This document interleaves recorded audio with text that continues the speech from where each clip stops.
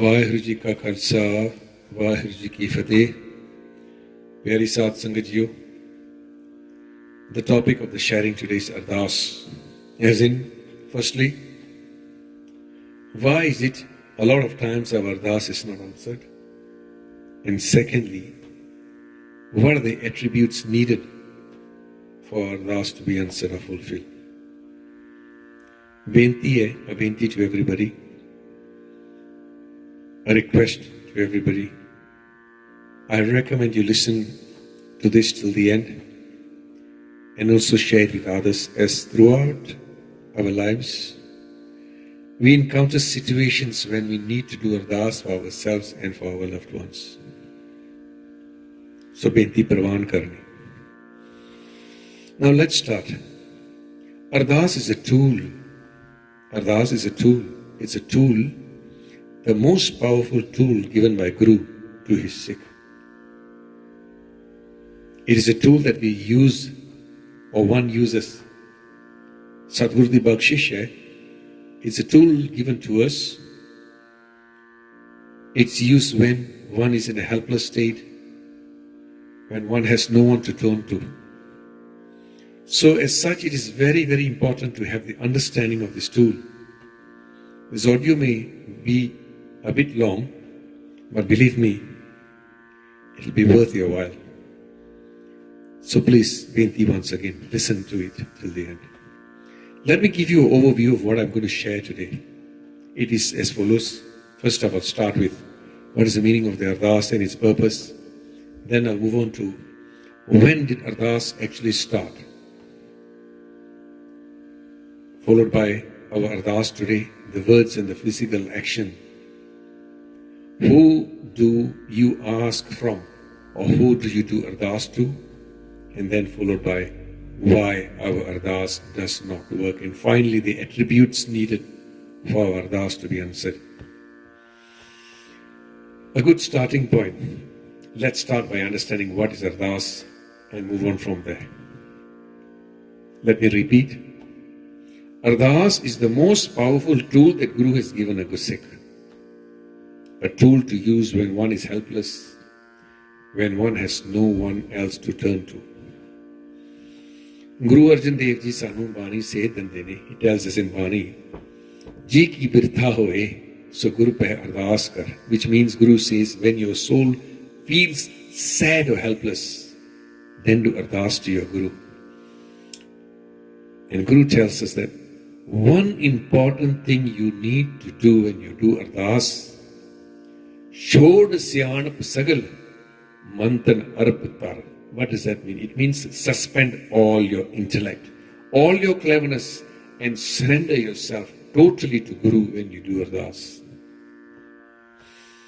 Now, while Ardas is a tool to help us in difficult times, it's also a tool to connect to God and to thank God, to praise Him.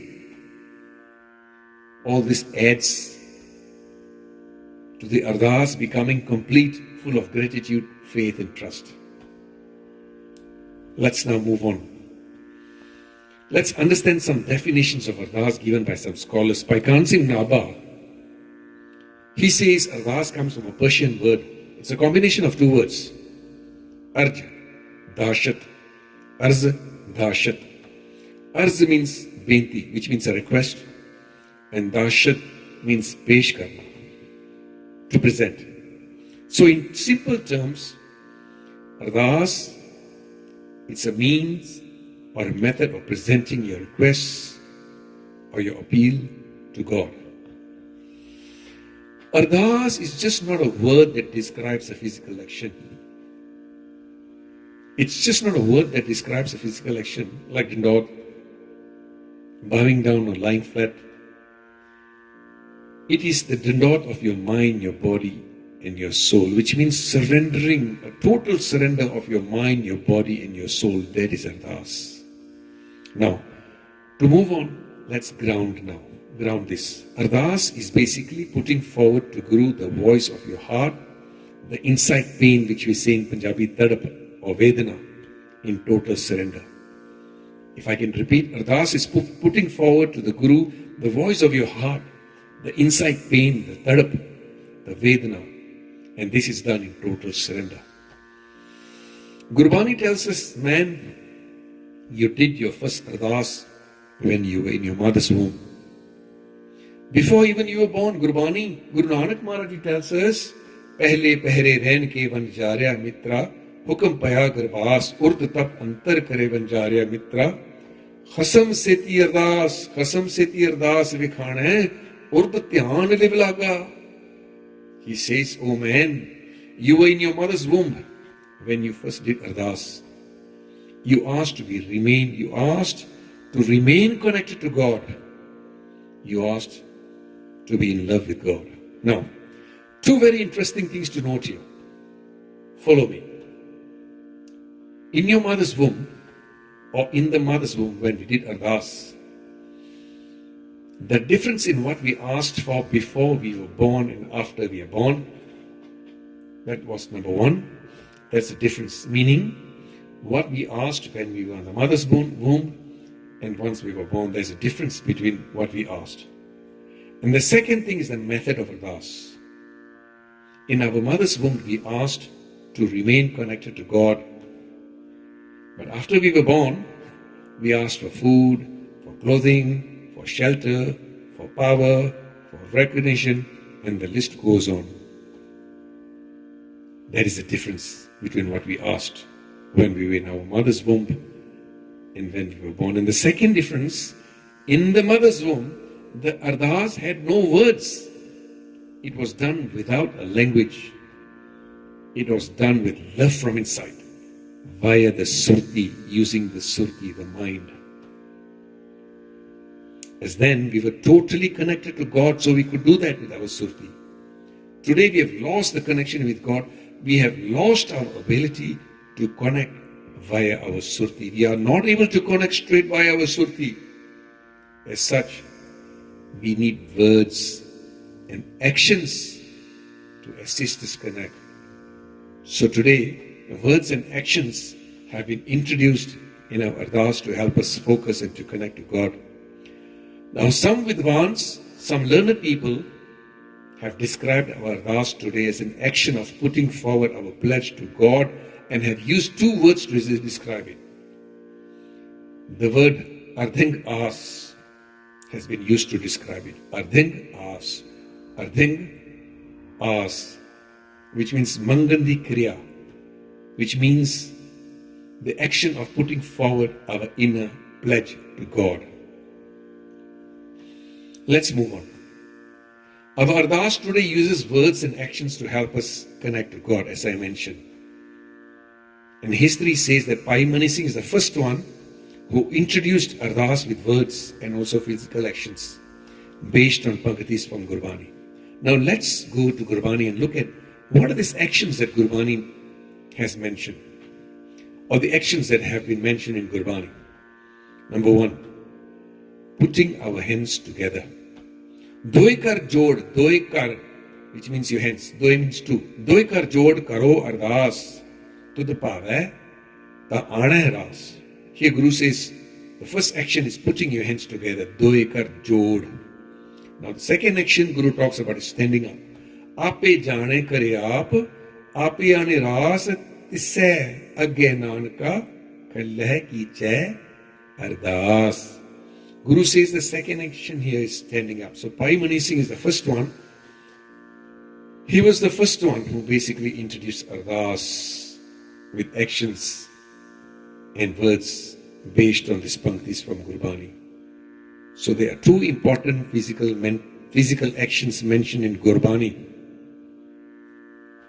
One is standing and one is folding our hands. Now before we move on, it will be prudent to recap what we talked about so far. So far we have discussed what is the meaning of ardas, its purpose, when did ardas start, and the ardas today, which is words and physical action. Now, we are ready to do ardas. Our next question is, who should we do ardas or benti to? Who should we present our pledge to? Gurbani says, Jako thakar ucha hoi, so jan parkar jat na sohi. Guru says, when one's master is so great, who's so high, who's so big, going elsewhere and asking is shameful, and it will not bring any results. We Sikhs are so lucky. We have the highest master, the biggest master of all. There is no one bigger than Guru Nanak. So our Ardas should be done in the Charan of Guru Nanak, in the Hazuri of Sri Guru Granth Sahib Ji, the Pratak Roop of our Das Padshai. It's a pity. Today Sikhs run around door to door begging for help. Guru Pyareo, realize that we have the biggest master. We don't need to run around. Bhai Gurdas ji data oh na mangiye, fir mangan jaiye, pocha sahu na kiche, fir pachotaiye. Bhai Sahib says, don't ask from, or do not go to someone who has to go to another to fulfill your requests. He says it's like going to a banker who does not have enough money, who has to borrow money to give you. Bhai Gurdas says you will regret. So Guru Pyareo, our Ardas should only be done in the Huzuri of Sri Guru Granth Sahib Ji Maharaj, Benti to Sri Guru Granth Sahib Ji Maharaj, which is the embodiment of Guru Nanak, the embodiment of our 10 Gurus.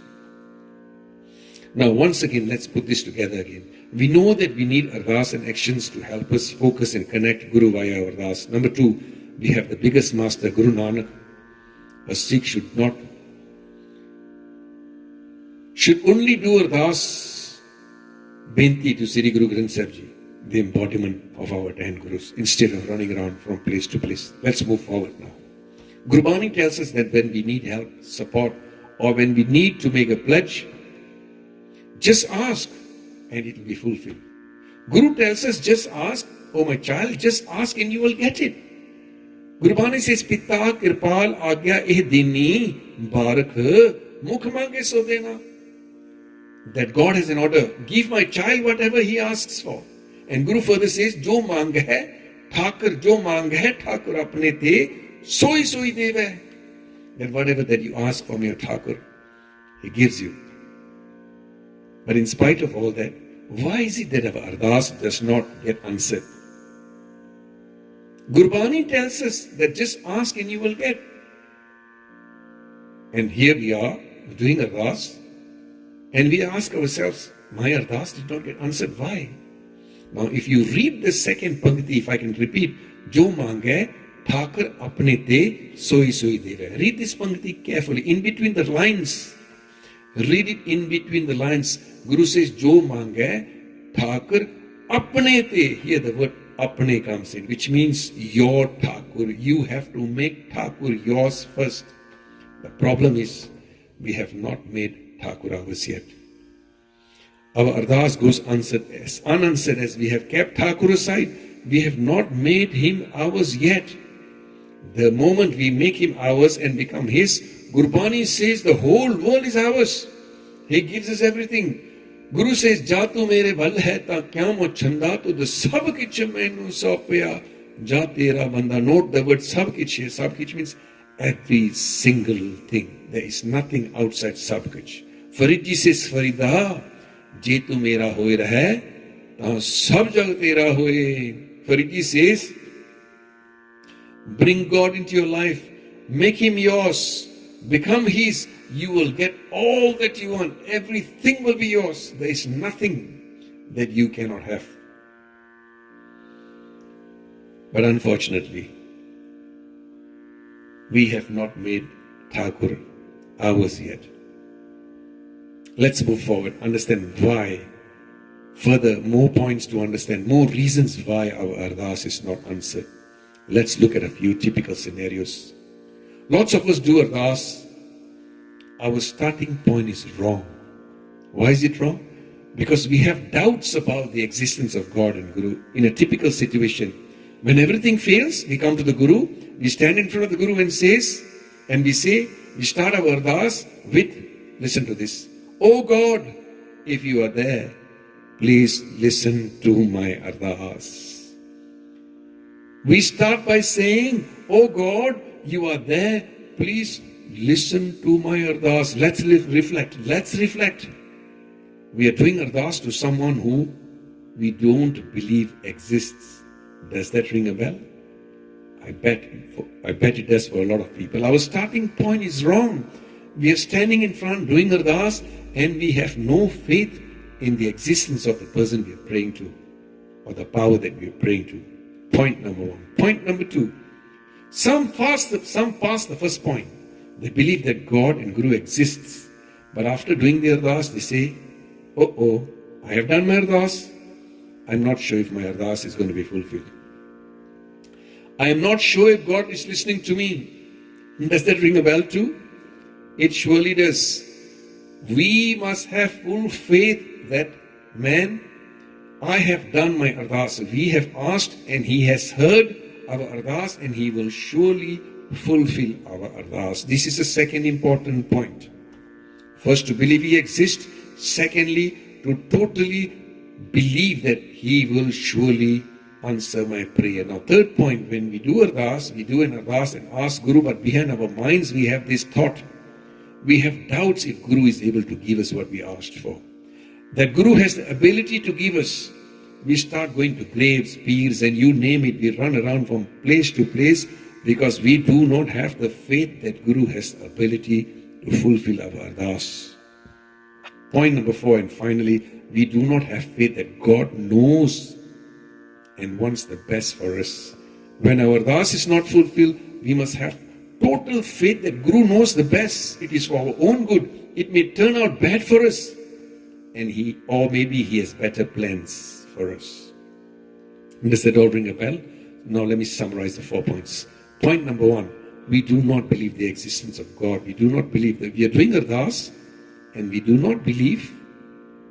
We have doubts in the existence of Guru and God. The same entity we are praying to, we have existence of it, we have doubts on the existence of the entity. Point number 2, we have doubts in our Ardas. I have done Ardas, I am not sure it's going to be fulfilled. Point number 3, we have doubts that Guru is able to fulfill our Ardas. Point number 4, we do not believe that Guru knows best. We do not have faith. Now let's move forward. The final part of this discussion. For our Ardas to be answered, there are some very important things we need to understand. It is important that we realize the attributes of the giver when asking from Him. And it's also important to realize the attributes we need to have in order for our Ardas to be fulfilled. Now let's start with the attributes of our giver and then look at the attributes we need to have. Jaswant Singh Neki in his book Ardas makes reference to Dr. Navaratan. Now Dr. Navaratan Kapoor to help us understand the attributes of our giver. In Ardas, there are 4 main letters used to spell Ardas. Now Dr. Navaratan Kapoor uses this to help us understand. The first letter is Ada. Ada stands for Antarjami. Antarjami means knowing all, meaning He knows what is in our hearts. He knows our future. He knows what we are asking. He knows why we are asking, with which intentions we are asking. And He knows our future, and He knows what is good for us and what is bad for us. That's His first attribute. Now, second attribute, the second word is Rara. Rara stands for the word Rakhwala. Rakhwala means protector, the one who protects us. Wherever we are, whichever situation we are in, He protects us. Not only He protects us from others, but He protects us from ourselves as well. Meaning, when we ask for something that is not good for us, or when we ask for something that will take us away from Him, He protects us from ourselves. That is why sometimes He does not give us what we ask for. He knows the best for us. He is firstly Antarjami, second is Rakhwala. Now the third letter is Dada. Dada means Data, giver. There is no bigger giver than Him. He gives and gives and gives and gives and gives. He does not judge, He gives and He provides for all. He does not get tired giving. That's His third attribute. And His fourth attribute is, the fourth letter is Sasa. Sasa means Sahara. Sahara means support. When we have no one, He's there for us. When we feel defeated, we go to Him for support. When everyone and everything turns away from us, or when all efforts fail, He is our support. Now, those are the 4 attributes of our giver. Now, let's understand what are the attributes that we are supposed to have. First of all, a focused mind. Second, nimirta. Third, siddhak. Siddhak means trust or faith. And finally, surrender. Let's start with the first attribute, the ability to focus. Total focus increases intensity and the power of prayer. Let me use a simple example of a magnifying glass. I bet as children you may remember using a magnifying glass to direct the sunlight into a single focus beam to burn a piece of paper. I bet you've done that before. The intensity of the beam increases when it's focused on a point. One single point. Just like that. A focused mind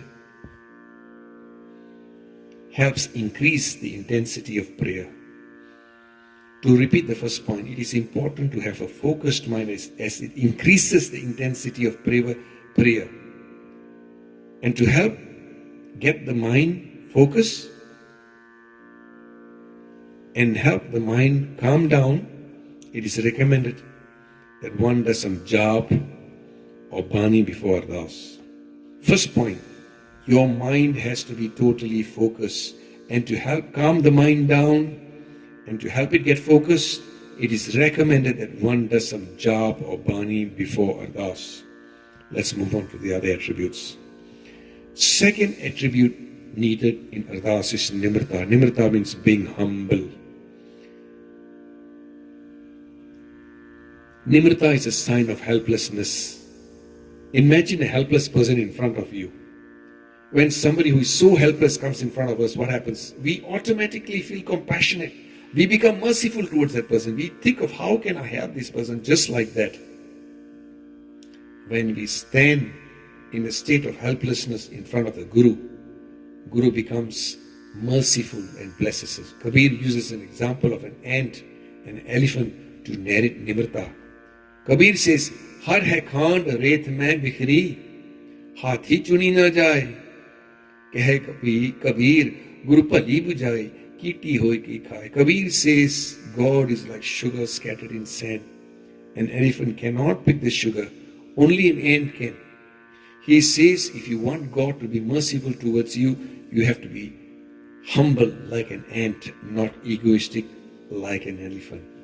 Now the third attribute is trust and faith in the giver, which we call siddhak. Bhai Gurdas uses an example of a beggar, a dog, and shoes to help us understand this. A beggar shows up at our door. Now, when a beggar shows up at a door, normally people chase him away. He's chased away so many times. He's chased away again and again and again. But what happens? He returns again and again. He does not stop showing up because he has full faith that the owner of the house will definitely give him something. Bhai Sahib uses a second example of a dog. A dog watches its owner eat. You've probably seen this before. It slowly moves closer and closer and closer and closer to the owner, hoping that the owner will give him some food. What the owner does, the owner chases him away, and sometimes some people even hit the dog. But you know something? The dog does not stop. It again and again returns to the owner. It has full faith that the owner will surely give him something. That is a narration of faith again, siddhak. And finally, Bhai Sahib uses an example of shoes. A man wears his shoes all day long. He takes them off when he goes to bed. The shoes remain there in siddhak, saying, "Oh Malik, oh my owner, I will remain here and wait for you to put your feet in me tomorrow." That is a narration of siddhak. Siddhak faith is a very, very important attribute for Ardas. And the final important attribute is surrender. Doing Ardas in the state of total surrender is the essence of Ardas.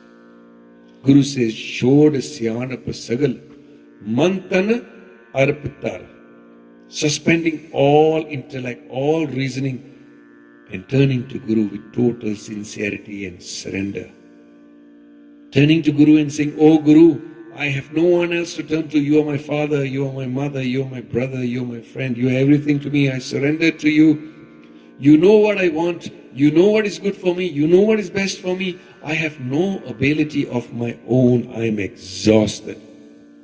Guru Ramdas ji says, "Ab hum chali Thakur pehar, jab hum sarn Prabhu ki aayi, raakh Prabhu paave maar." Guru, I have come to your feet.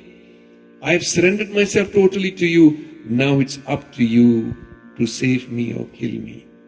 This is total surrender. Now let's conclude. Let's conclude by recapping everything. Ardas is an action, a prayer full of faith, trust and hope. It is a conversation with our Creator, the only giver and our only support and hope is the Creator. It is a conversation with that Creator. Ardas is a conversation. It is a key that opens the door to God's abode. The key attributes needed for an Ardas to be answered. Listen to this carefully. Number one, the ability to have a focused mind during Ardas. Number two, Nimrata. Number three, Sidq. Number four, final surrender. Total surrender. To suspend all intellect and have total faith in the Guru and the Giver. It is very important when we start our Ardas, having total faith that the person who we are, the entity we are praying to exists. Having total faith that I have done my Ardas and it will be answered. Having total faith that this entity that I'm praying to has the ability to give me what I've asked for. Sadhguru Kirpa Karan, let's do Ardas and ask Guru to bless us firstly with the understanding of the attributes of Guru and God, and secondly with the blessing that we have the attributes needed for Ardas to be answered.